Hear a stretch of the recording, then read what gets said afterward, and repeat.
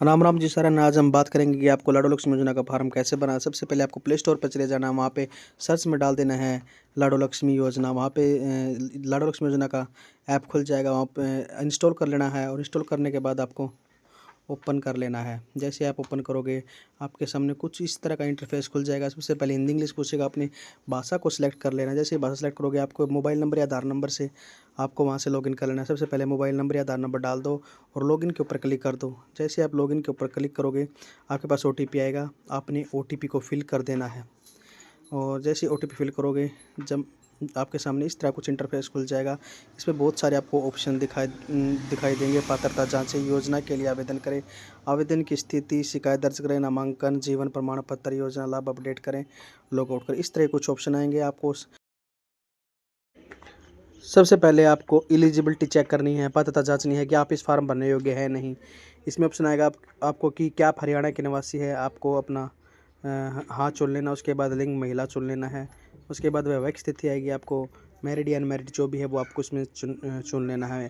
इसके बाद मैं आपको पहले बता देता हूँ कि आपको इसमें 2100 रुपये हर महीने मिलेंगे पात्रता पुष्टि होने के बाद। यह जो 2100 रुपये है ये हर साल की बनेगी 25,200 रुपये, जो आपकी पारिवारिक आय में जोड़ी जाएगी। मान लो अगर आपकी आय 1 साल की 50,000 रुपये है और इस राशि के मिलने के बाद आपकी टोटल आय हो जाएगी 75,200 रुपये।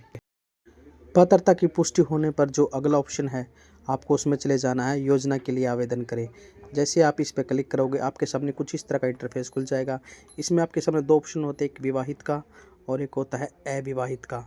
आप इसमें दोनों ही फार्म भर सकते हैं और इसमें जो जो डॉक्यूमेंट लगेंगे वो इसी में बताया गया है। सबसे पहले आपको हरियाणा निवासी का प्रमाण पत्र, आधार कार्ड एवं उससे जुड़ा हुआ मोबाइल नंबर, परिवार के सभी सदस्यों का आधार नंबर, बिजली connection number, meter number, Haryana Kaushal Rozgar में अगर पंजीकरण तो उसका नंबर, वाहन का पंजीकरण नंबर, आपके नाम पर अगर सक्रिय बैंक खाता है तो उसका विवरण, और आपको इसमें सभी परिवार के सभी सदस्यों का आधार नंबर, ससुराल पक्ष के सभी सदस्यों का आधार नंबर इसमें जरूरत पड़ेगी।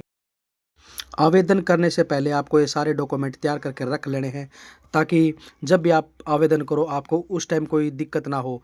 आपको इसमें इसको आगे सबमिट कर देना है। सबमिट करने के बाद आपके सामने कुछ इस तरह का इंटरफेस खुल जाएगा। इसमें कुल 6 चरण हैं। 6 चरण आपको कंप्लीट करने पड़ेंगे जब जाके आपका फॉर्म सबमिट होगा। इसमें सबसे पहला चरण आएगा आवेदिका का विवरण। आपने इस पे क्लिक कर देना है। जैसे आप क्लिक करोगे आपके सामने कुछ इस तरह का इंटरफेस खुल जाएगा। इसमें सबसे पहले पूछेगा आवेदिका की वैवाहिक स्थिति। आपने चुने के ऊपर क्लिक कर देना है। जैसे चुने पे क्लिक करोगे 4 तरह के ऑप्शन आपके सामने आ जाएंगे, विवाहित, अविवाहित, विधवा और तलाकशुदा। इनमें से हम कोई एक ऑप्शन चुन लेते हैं। जैसे एक ऑप्शन चुनेंगे हमारे सामने आगे क्या आप हरियाणा के निवासी पे हाँ पे क्लिक करोगे तो आपके सामने ये 2 तरह के प्रश्न पूछ लेगा। फिर आप नहीं पे करोगे तो बोलता जाएगा कि आप इस योजना के पात्र नहीं हैं। बिल्कुल, अगर आप हरियाणा से निवासी नहीं हैं तो आप इस योजना का फार्म नहीं भर सकते हैं। और हाँ करोगे तो आपके सामने ये 2 तरह के ऑप्शन खुल जाएंगे। आप जन्म से भी रह रहे हो तो या 15 साल आप यहाँ आकर बसे हैं तो आप उनमें जानकारी दे सकते हैं। उसके बाद आपके सामने ऑप्शन आएगा निवास प्रमाण पत्र, डोमिसाइल संख्या। अगर आपके पास डोमिसाइल है तो आपको कॉर्नर वाली संख्या इसमें डाल देनी है। अगर आपके पास डोमिसाइल नहीं है तो कोई बात नहीं है, लेकिन आपका फार्म सत्यापित नहीं होगा। बिल्कुल जी हाँ, इसमें साफ साफ लिखा हुआ है सूचना। देखो, इस योजना के लिए आवेदन करने हेतु निवास प्रमाण पत्र एक महत्वपूर्ण डॉक्यूमेंट है। आप अभी अपना आवेदन भर सकती हैं, किंतु आगे की सत्यापन प्रक्रिया के लिए आपको आवेदन निवासी प्रमाण पत्र होने के बाद ही भेजा जाएगा। अतः इस साइट पर जाकर आप निवासी प्रमाण पत्र डोमिसाइल सर्टिफिकेट के लिए आवेदन कर सकती हैं। ठीक है।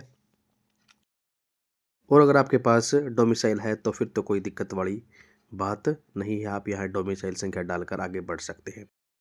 अगर आप विवाहित हैं तो कुछ इस तरह के ऑप्शन आपके सामने आएंगे। इसमें सभी ऑप्शन लगभग सेम ही है, लेकिन इसमें आपको एक ऑप्शन आएगा निवास श्रेणी। आप जन्म से रह रहे हैं, विवाह के टाइम से रह रहे हैं, या फिर आप 15 साल से हरियाणा में रह रहे हैं। इस तरह के आपके सामने ऑप्शन आ जाएंगे। अगर आप हरियाणा में विवाह के समय से रह रहे हैं तो आपका इसमें डोमिसाइल नहीं लगेगा, इसमें आपके पति का डोमिसाइल लगेगा। यदि आपको हरियाणा में रहते हुए 15 साल से अधिक टाइम हो गया है तो भी आपका ही डोमिसाइल इसमें लगेगा। इसमें आपको अपना डोमिसाइल डालना पड़ेगा। और यदि आप जन्म से हरियाणा में रह रहे हैं तो आपको आपके ही डोमिसाइल की इसमें संख्या डालनी पड़ेगी। जैसे ही आप संख्या इसमें डाल दोगे, यहाँ पे सत्यापित करे का ऑप्शन आ जाएगा। संख्या डालकर आप सत्यापित कर देना। सत्यापित करते ही आपके सामने सबमिट का ऑप्शन आ जाएगा, आपको सबमिट कर देना है। सबमिट होने के बाद आपके सामने दूसरा ऑप्शन खुल जाएगा, आधार का विवरण। इसमें आपको अपना आधार कार्ड नंबर डालना है और यहाँ पे टिक कर देना है और सत्यापित करना है। जैसे ही आप सत्यापित पे क्लिक करोगे, आपके सामने एक इस तरह का इंटरफेस खुलेगा जिसमें आपको ओटीपी मांग रहा होगा। आपके रजिस्टर्ड मोबाइल नंबर पर ओटीपी जा चुका है, आप वहां से कॉपी करके या वहां से लिख कर ले सकते हैं। ओटीपी जमा करते ही आपके सामने आपकी पूरी जानकारी आ जाएगी जो आपके आधार कार्ड में लिखी हुई है।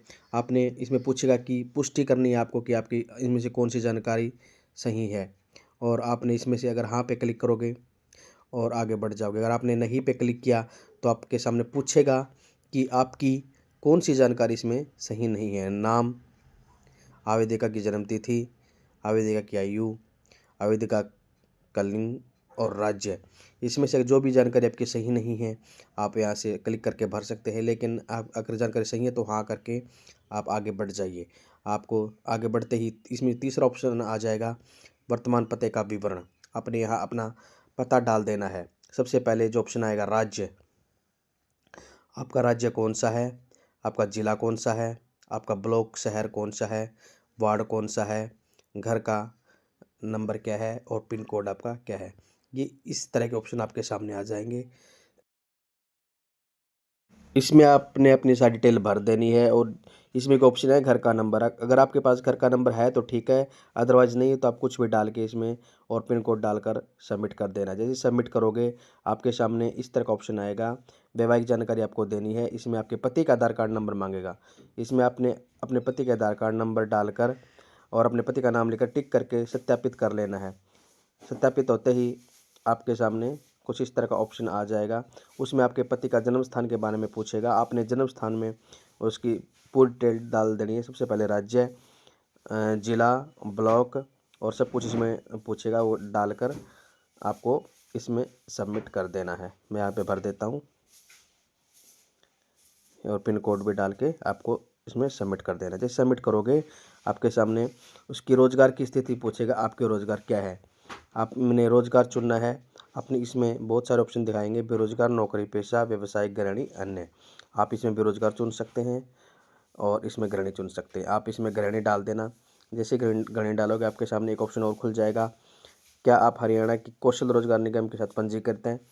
यदि आप कौशल रोजगार के साथ आपने फार्म भर रखा है, कौशल रोजगार में आपने रजिस्ट्रेशन करवा रखा है, तो आप हाँ में डाल के इसमें कौशल रोजगार का पंजीकरण नंबर डाल सकते हैं। अगर आपने नहीं भरक का फार्म तो कोई दिक्कत नहीं है, तो आप उसमें नहीं करके आप उसको सबमिट कर सकते हैं। मैं बता देता हूँ आपको। जैसे आप इसमें नहीं पे क्लिक करोगे, सत्यापित कर लेना और जमा करें। यहाँ से जमा करके आप आगे जा बढ़ सकते हैं। ये आपका पहला चरण कंप्लीट हो चुका है। अब आपका दूसरा चरण आएगा। आपको दूसरे चरण पे क्लिक कर देना है। दूसरे चरण में कुछ इस तरह का आपके सामने इंटरफेस आएगा। इसमें आपसे वर्तमान की स्थिति पूछेगा। इसमें बहुत सारे ऑप्शन है, जैसे सरकारी क्वार्टर फ्लैट में रहते हैं, नियोजकों द्वारा प्रदान किया गया उसमें रहते हैं, आपके पास खुद का घर है, किराए का मकान है, पेंडिंग पीजी में रहते हैं, छात्रावास में रहते हैं, वृद्धाश्रम में रहते हैं, रिश्तेदारों के पास या कोई स्थायी निवास नहीं है, या बेघर या अन्य है। आपने इसमें से एक ऑप्शन चुनना है, सब पारिवारिक मलकियत, यानी आपका खुद का मकान है, आप उसमें या परिवार का है उसमें आप रहते हैं, और सबमिट कर देना है। उसके बाद आपके सामने ये ऑप्शन आ जाएंगे, आपके विवाह से पहले आवासीय पता। उससे पहले जहाँ पर आपकी शादी होने से पहले आप जहाँ रह रहे थे, आपको वहाँ का पता आप इसमें डाल देना है और सिलेक्ट कर लेना है सारी चीज़ें। मैं यहाँ पे सिलेक्ट कर देता हूँ, राज्य सिलेक्ट कर लेता हूँ, फिर जिला सिलेक्ट कर लेता हूँ, फिर गाँव और घर का नंबर डाल देता हूँ इसमें और पिन कोड डाल देता हूँ।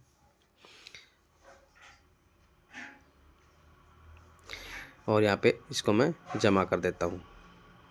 जैसे यहाँ पे जमा करेंगे कुछ इस तरह का फिर ऑप्शन आ जाएगा, आपके जन्म के समय माता पिता का आवासीय पता।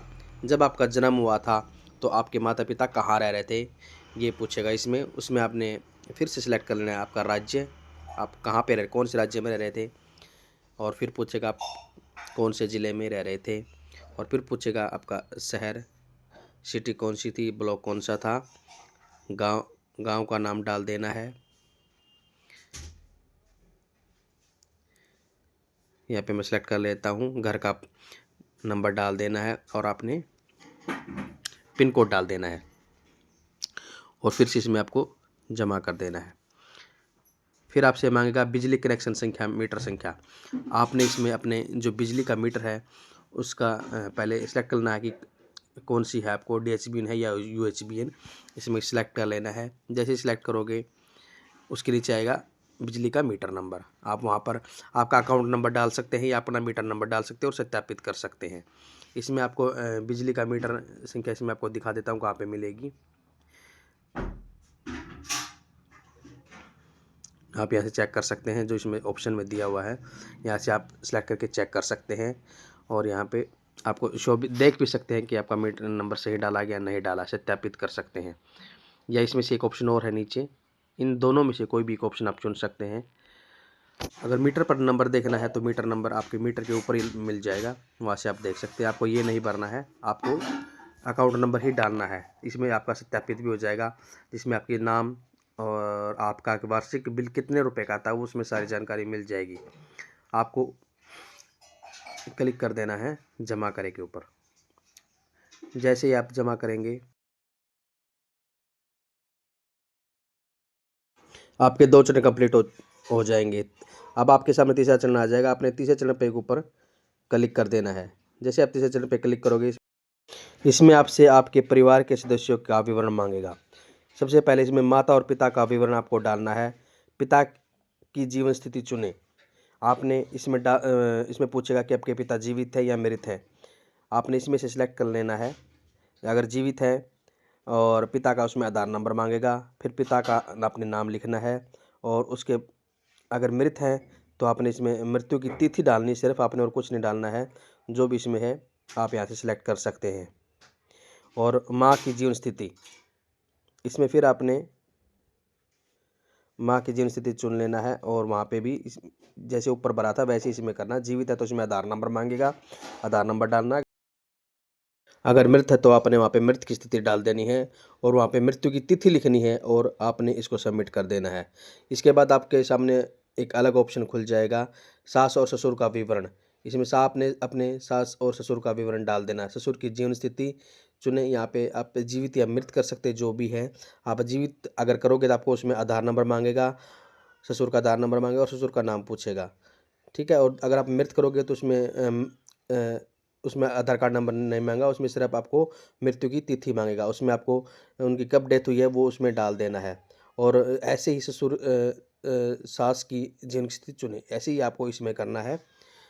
उसमें अगर जीवित है तो आधार नंबर और इसमें डाल देना है।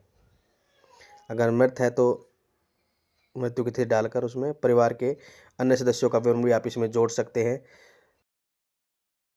जुड़े पर क्लिक करने के बाद आपके सामने कुछ इस तरह का इंटरफेस खुल जाएगा। इसमें आपको पूछेगा कि आपके घर में और कौन कौन रहते हैं। सबसे पहले आपने इसमें जैसे आपका कोई बेटा हो या बेटी हो उसका भी विवरण आप इसमें डाल सकते हैं। जैसे मैं यहाँ पे डाल देता हूँ, मैं लड़के का नाम डाल देता हूँ। यहाँ पे लिंग चुन लेता हूँ, लड़का या लड़की है।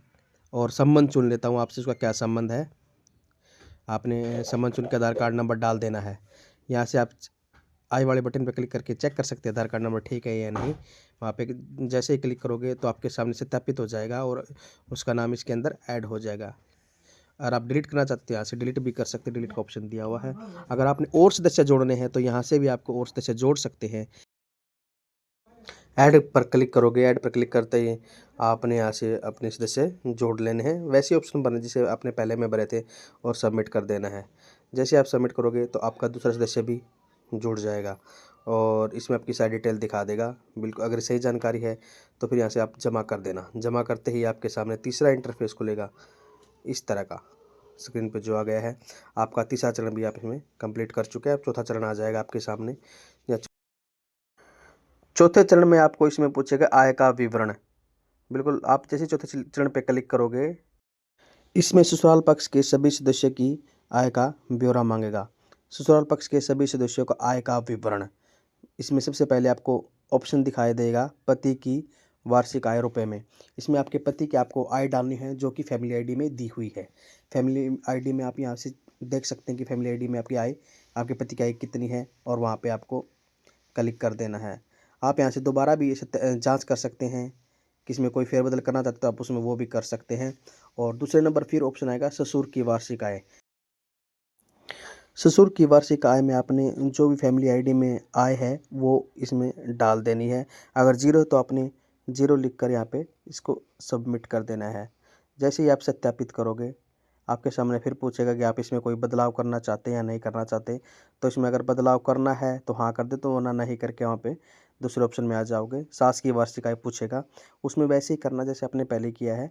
आपने अगर सास की वार्षिक आय ज़्यादा है तो वहाँ पे डाल देनी है, नहीं है तो वहाँ पे जीरो डाल के सत्यापित कर देना है। इसके बाद आपके परिवार में जितने भी सदस्य हैं, भाई बहन बेटा बेटी जो भी है, उनकी वार्षिक आय पूछेगा। फैमिली आईडी में देखकर आपने वो भी डाल देनी है। अगर जीरो है तो जीरो डालकर सत्यापित कर सकते हैं, अगर ज़्यादा है तो वहाँ पे आय डालकर आप उसको भी सत्यापित कर सकते हैं। जैसे मैं आपको डाल के दिखा देता हूँ इसके अंदर। यहाँ पे जीरो वार्षिक आय है तो यहाँ पे जीरो डाल के आपने नहीं पे क्लिक किया और सत्यापित कर दिया। और दूसरे ऑप्शन में भी आपने वार्षिक आय डाल देनी है और यहाँ से सबमिट का ऑप्शन आ जाएगा, फिर से जमा करना है। और इसके बाद आपके सामने कुछ इस तरह का इंटरफेस खुलेगा। आपसे पूछेगा कि आपके परिवार में वाहन किस किस के पास है। आपके परिवार में जिसके पास भी वाहन है इनमें से टिक कर लेना है कि भाई जिस बंदे के पास वाहन है उस पर आपने टिक कर लेना। जैसे आपके पति के पास वाहन है तो आप वहाँ से पे टिक करोगे तो पति के वाहन का विवरण आपसे मांगेगा। इसमें वाहन जोड़े का ऑप्शन आएगा, आपने वाहन जोड़ने के ऑप्शन पे क्लिक कर देना है और वहाँ पर अपना आरसी नंबर डालना है जो आरसी के ऊपर लिखा हुआ आता है। यहाँ से आप सैंपल चेक कर सकते हैं कि आरसी का नंबर कहाँ लिखा होता है। आरसी का नंबर आरसी के सबसे ऊपर लिखा हुआ होता है। वहाँ से आप आरसी का नंबर डालकर जोड़े पे क्लिक कर देना। जैसे आप जोड़ोगे तो वहाँ पे आपके वाहन की जानकारी आ जाएगी और पंजीकरण संख्या भी आपके वाहन की आ जाएगी और वहाँ पे आप इसको सबमिट कर देना। जैसे आप सबमिट करोगे आपके 4 चरण कंप्लीट हो जाएंगे। उसके बाद आपके पास आएगा 5वां चरण। आपने 5वें चरण में आपसे पूछेगा बैंक का विवरण। सबसे पहले इसमें आवेदिका का नाम पूछेगा, आपने वही नाम डालना है जो आपकी पासबुक में है। उसके बाद आपसे इसमें खाता नंबर पूछेगा, आपने इसमें खाता संख्या डाल देनी है। आईएफएससी कोड पूछेगा, आईएफएससी कोड डाल देना है। उसके बाद आपसे बैंक का नाम पूछेगा, आपने इसमें बैंक का नाम डाल देना है। उसके बाद पैन नंबर पूछेगा, अपने पैन नंबर भी इसमें डाल देना। पैन नंबर डालने के बाद आपको जमा कर देना है। जमा करने से पहले एक बार इसको जरूर वेरीफाई कर ले कोई चीज़ इसमें गलत तो नहीं भरी गई हैं। आपने सारी चीज़ें सही डाल के इसको जमा कर देना। जमा करते ही आपके 5 चरण पूरे हो जाएंगे। फिर आपका लास्ट चरण आ जाएगा। इसके बाद आपका फॉर्म कंप्लीट हो जाएगा। जैसे चरण पे क्लिक करोगे आपके साथ पूछेगा कि आपके परिवार में आपके साथ कौन से सदस्य रह रहे हैं। इनमें से आपको टिक कर देना है। जो भी आपके परिवार में आपके साथ रह रहे हैं या आपकी फैमिली आईडी में हैं, उन सभी सदस्यों को आपको यहाँ पे टिक कर लेना है। आपको उन्हीं सदस्यों को टिक करना है जो जिनके नाम आपकी फैमिली आईडी में दर्ज हैं।